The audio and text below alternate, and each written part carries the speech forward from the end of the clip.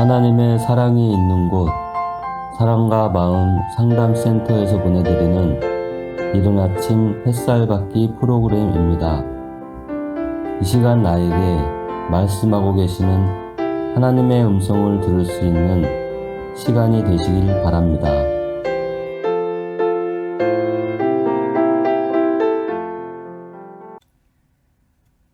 이른 아침 햇살 받기 시간입니다.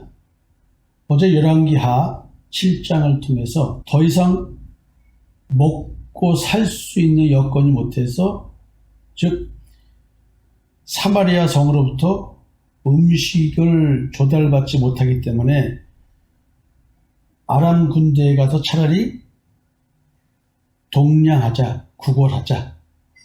그래서 가서 먹을 것을 구하러 가는데 죽기밖에 더 하겠느냐라고 해서 먹을 것을 찾으러 갔는데, 구걸하러 갔는데 가보니까 하나님의 기적의 역사로 다 도망가고 없어서 거기서 이제 배불리 먹고 귀한 것들도 취하고, 그러다가 양심의 갇히게 들어서 사마리아 성에 알려줍니다. 여기 다 도망가고 없으니까 빨리 가서 식량들 취하고 탈주물들을 빨리 가져와라. 이렇게 된 거겠죠. 저는 이것을 여러분에게 이제 기근이라는 측면에서 아모스 8장 11절 말씀을 가지고 계속 말씀을 드렸습니다. 나병 환자에 대한 얘기, 문둥병자에 대한 이야기를 여러분들에게 성경적 해석으로 말씀을 드렸고, 그리고 그 나병 환자들이 도리어 양식을 구한다는 것 속에서 예수 믿는 믿음, 하늘에서 내리는 만나, 천상의 생명의 떡, 이런 개념에서 말씀을 드리고, 도리어 그런 깨달음을 가진 나병 환자들이 이제 도리어 사마리아 성을 살리는, 어찌 보면 예수가 그리스도라고 하는 이 복음 전함에 대한 이야기로 해석을 좀 했습니다. 이제 오늘은 열왕기하 8장인데, 어제 이제 수넴 여인이 돌아와서 다시 또 기근 얘기가 되는 그 얘기를 또 반복해서 드렸습니다. 이제 사마리아에 기근이 듭니다. 7년 동안. 그래서 왜 하필 엘리사 선자가 수넴 여인을 불러가지고 빨리 피하라. 거기 가서 피하고 있다가 블레셋 사람들 땅에 가서 7년을 오고 가다가 다시 와라. 그래서 이제 가서 피하고, 그리고 다시 돌아와서 자기 땅과 집을 되돌려달라고 이제 왕에게 호소해서 왕에 돌려주는 이런 이야기들 속에서 왜 굳이 계속 기근 얘기가 오고 할까, 양식 얘기가 오고 할까 라는 측면에서 이제 계속 기근에 대한 성경적 개념을 가지고 말씀을 드렸습니다. 오늘은 또 어떤 사건이 기다리고 있을까요? 구약을 이렇게 읽다 보면은 구약은 계속 어떤 그 이야기 중심으로 메시지를 전하고 있습니다. 역사적 사실이겠죠? 너무나 가슴 아픈 이야기입니다. 엘리사와 아람아 베나닥 관련된 얘기 속에서 하사엘에 대한 얘기가 나옵니다. 여러분 이제 제 기억으로는 만수동에 있을 때 그 하사엘 얘기를 좀 한 것 같습니다. 얼핏 하나님의 뜻이 왕이 될 것이라고 해서 자기 베나닷 왕을 죽이고 왕에 오르는 하사엘, 살인을 한 거죠. 하나님이 하사엘 보고 왕을 죽이라고 하지는 않았습니다. 근데 베나닷 왕이 병들었거든요. 병든 왕이 병이 낫는다면 자기가 왕이 될 수 있습니까? 없습니까? 당연히 못 될 겁니다. 자연사를 한다고 한다면 자기 아들에게 주겠죠, 왕위를. 그러니까 하사엘은 분명히 하나님이 자기가 왕이 된다고 했으니까 하면서 왕을 죽여버립니다. 그러면 하나님의 뜻이 왕이 되는 거니까 죽일 수밖에 없는 거죠. 어찌 보면은 하나님의 뜻을 따라 살인이 이루어진 거니, 그럼 하나님이 살인에 대한 책임을 지시는 건가요? 아니죠. 살인에 대한 책임은 본인이 집니다. 근데 뜻은 뭐였습니까? 하나님의 뜻입니다. 요 얘기를 가지고 미국의 어떤 청년 한 명이 하나님 뜻이 총기 난사에서 죽이는 것이다라는 이런 계시를 받고 총기 난사로 사람들을 죽였다는 뭐 이런 것과 연계해서 설명하는 심리학 책이 있었습니다. 따라서 하나님이 가나안 땅에 있는 모든 족속을 죽이라고 할 때 죽이는 주체는 누구냐면 여호수아 장군을 비롯한 이스라엘 백성들입니다. 그러나 죽이라고 한 것은 누가 한 거예요? 그러면 살인에 대한 책임, 전쟁에 대한 책임은 하나님이 집니까? 그 행위를 한 여호수아 장군과 이스라엘 백성들입니다. 이런 식의 개념이죠. 오늘 하사엘 얘기를 보면서 많은 생각을 하게 됩니다. 내용은 너무 간단합니다. 분명히 이미 하셀이 왕이 될 것이라고 하는 것은 엘리사의 스승인 엘리야 때 이미 나온 얘기입니다. 여호와께서 그에게 이르시되 너는 네 길을 돌이켜 광야를 통하여 다메섹에 가서 이르거든 하셀에게 기름을 부어 아람의 왕이 되게 하고 너는 또 님시의 아들 예후에게 기름을 부어 이스라엘의 왕이 되게 하고 또 아메부올라 사바스의 아들 엘리사에게 기름을 부어 너를 대신하여 선자가 되게 하라. 하사엘의 칼을 피하는 자를 예후가 죽일 것이요 예후의 칼을 피하는 자를 엘리사가 죽이리라. 이렇게 말씀하시군요. 그 유명한 얘기가 이어집니다. 그러나 내가 이스라엘 가운데 7,000명을 남기리니 다 바알에게 무릎을 꿇지 아니하고 다 바알에게 입맞추지 아니한 자이라. 다른 신을 섬기는 우상 숭배하는 그런 사람들에 대한 꼬리에 꼬리를 무고 서로를 파괴하는 그런 장면에 대한 느낌 같은 언어 속에서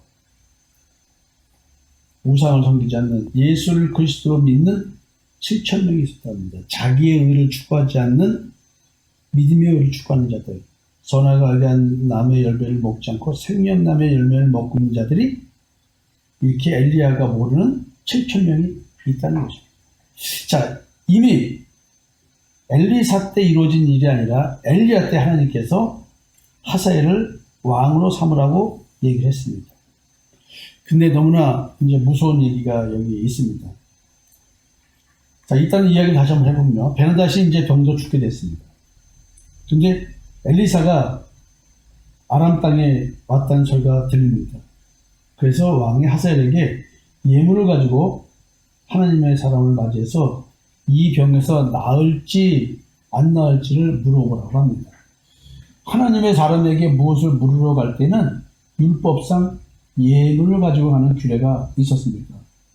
이 말은 하나님의 사람 앞에 갈 때는 자신은 하나님 앞에 가는 것이기 때문에 출애굽기 23장 15절에 빈손으로 하나님께 나갈 수 없는 것입니다. 그러니까 우리가 지금 예배를 드리는 것을 제사라는 개념이라고 생각한다면 주정헌금이라도 가져야죠. 빈손으로 오는 건 아닙니다. 11조를 냈다고 해서 뭐 나는 한 달 동안 아무것도 안 내. 이런 개념이 아니라는 뜻이기도 합니다.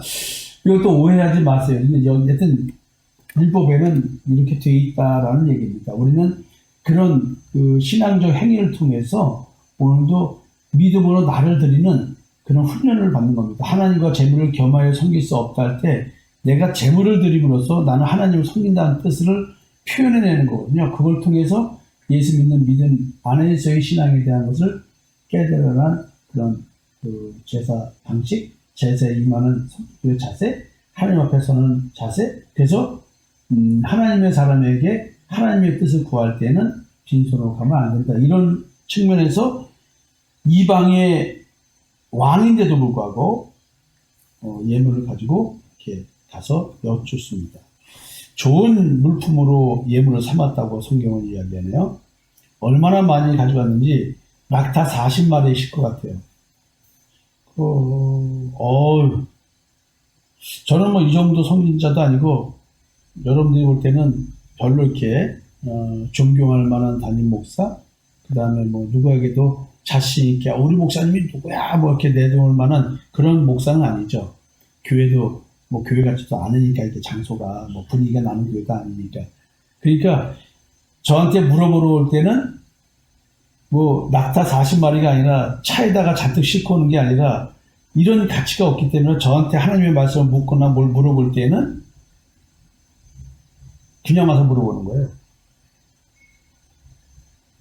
그러니까 제가 지금 이 말을 들을 때 여러분들은 목사님이 뭐 물어볼 때는 뭐 좀 가져오라는구나.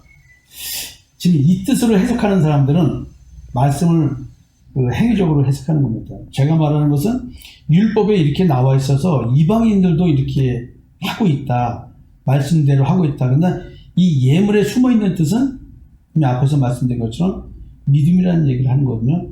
너희 몸을 거룩한 산제물로 드리라. 이것이 너희가 드릴 영적 예배니라. 이런 것들이 이 속에 다 숨어 있는 내용이기 때문에 제가 우스갯소리로 이런 얘기를 하는 겁니다. 그래서 이제 엘리사 선지자가 너는 가서 그에게 말하기를 왕이 반드시 나으리라 하라. 그러나 여호와께서 그가 반드시 죽으리라고 내게 알게 하셨습니다. 이 말은 무슨 말씀이냐면 병으로 죽지는 않는다. 이 뜻이에요. 병으로 죽지는 않는다. 다른 형태로 너는 죽는다. 근데 이 이야기를 하사엘이 베나드 왕에게 전하지 않고 낫는다는 말 하죠. 낫는다고만 말해놓고는 이제 자기 스스로가 죽입니다.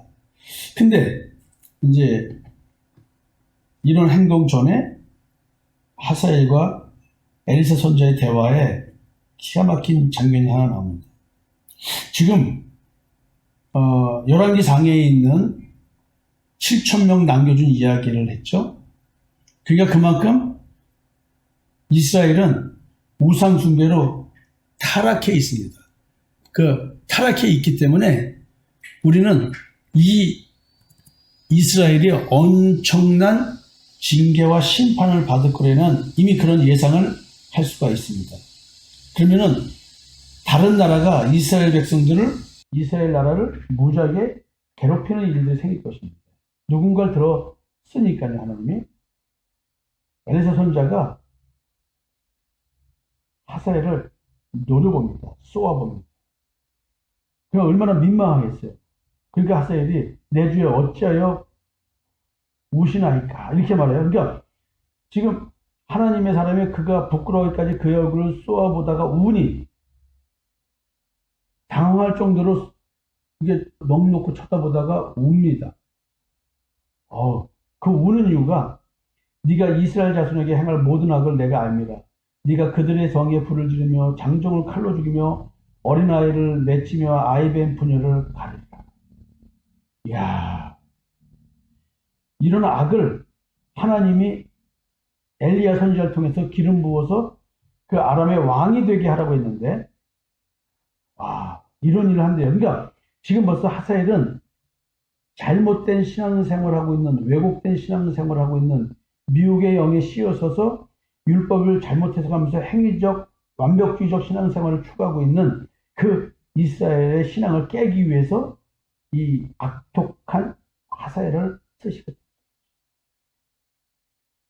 악독한 이 하사엘을 쓰시겠다고 하나님 무엇을 해서 쓰냐고요? 잘못된 신앙생활하는 자들을 깨우치기 위해서. 여러분 정말 무서운 이야기죠. 비록 하사엘은 당신의 개 같은 종이 무엇이기에 이런 큰일을 행하오리까 라고 말했지만 네가 아람 왕이 될 것을 내게 알게 하셨느니라 라고 하나님의 뜻을 말씀해 주십니다. 여러분 오늘 우리 삶의 사건 속을 한번 봅시다. 큰 사건, 이렇게 대단한 국가적인 큰 사건도 하나님께서 이루시는데 오늘 하나님은 우리에게 말씀하십니다. 머리털까지 세고 계시다. 우리를 눈동자같이 지키고 있다 그랬어요. 그럼 우리 삶 속에 발생하고 있는 모든 일은 하나님의 주권 속에서 아주 교묘히 짜여져 있는 어쩌면 우연을 가정한 필연인 사건들이 우리 삶 속에 벌써 와 있습니다. 근데 하나님의 사람은 와 있는 사건, 하사엘이 왕이 되기도 전에 와 있는 사건을 보고 눈물을 흘립니다. 그러면 하나님의 은혜가 있다고 한다면 하나님의 사람은 여러분들의 작은 삶의 삶 속에 이런 사건, 사고들이 어떻게 발생할지 보일까요? 안 보일까요? 보일 수도 있는 거죠. 근데 믿을까요? 말해준 대로 믿을까요? 참 어려운 이야기입니다. 때로는 저도 요만큼은 아닌데도 조금이라도 보이는 게 있어 그거 막아주려고 굉장히 노력하고 때로는 욕먹어가면서까지 험한 말도 하고 그럽니다. 근데 이제 교회가 이제 상담센터에서 이제 정상적인 목회 방식으로 바꾸려고 하기 때문에 저도 어쩌면 이제 욕먹어가면서 하는 말은 점점 하기 어려울 것 같습니다. 이제 목회적 삶을 살아야 되겠죠. 지금까지는 상담센터이기 때문에 또 그렇게 할 수 있었죠. 이제는 우리 교회가 목회적 소명을 이루기 위해서 전도도 하고 해야 보니까 아마 여러분들에게 이렇게 눈에 보일지라도 말해주기는 굉장히 어려울 것 같습니다. 그냥 찾아오는 자에게는 이런 이야기를 해줄 수는 있을지 모르지만 제 스스로가 먼저 알아서 해줄 일은 점점 힘들어질 것 같습니다. 지금까지 임상적으로 보니까 경험적으로 보니까 성도들은 좋은 이야기만 듣기를 원하지 안 좋은 이야기는 듣기를 원하지 않습니다. 그래서 결국 여러분들을 살리려고 하는 말들이 저에 대한 공격으로 다 전환돼서 오고 있죠. 이제 그런 것들은 다 거의 극복이 됐습니다. 그럼에도 불구하고 제가 이런 얘기를 해드리는 이유는 안타까움이죠. 엘리사 선지자가 하세를 보면서 눈물을 흘리는 이유, 하나님의 뜻은 이렇게 우상을 숭배하는 이스라엘에게 이렇게 징계와 심판, 고난으로 깨우치려고 하시는데 깨닫지 못하니 이런 일을 겪는구나. 이런 거. 성도들에게도 저 더 깨닫지 못하고 순종하지 못한다고 한다면 무슨 일이 생길 텐데 라는 이 안타까움으로 바라보는 진짜 작은 교회의 목사가 여러분 곁에 있습니다. 내일 뵙겠습니다.